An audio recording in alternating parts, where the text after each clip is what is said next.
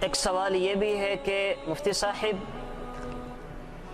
اگر عورتیں رمضان میں روزہ رکھیں لیکن دن کے کسی حصے میں حیض کا خون آ جائے تو وہ روزہ برقرار رہے گا یا نہیں رہے گا؟ یہ بھی اہم سوال ہے۔ یاد رکھیں، کسی عورت نے روزہ رکھا اور روزہ رکھنے کے بعد ظہر تک عصر تک وہ روزہ سے تھی، مغرب سے کچھ دیر پہلے بھی حیض کا خون آ گیا تو یاد رکھیں ایسی عورت کا روزہ ختم ہو گیا۔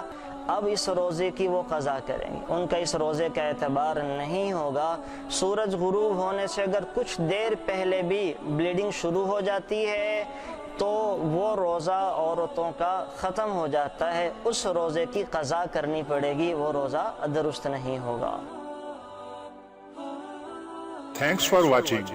Please subscribe, like, share Mufti Sufyan.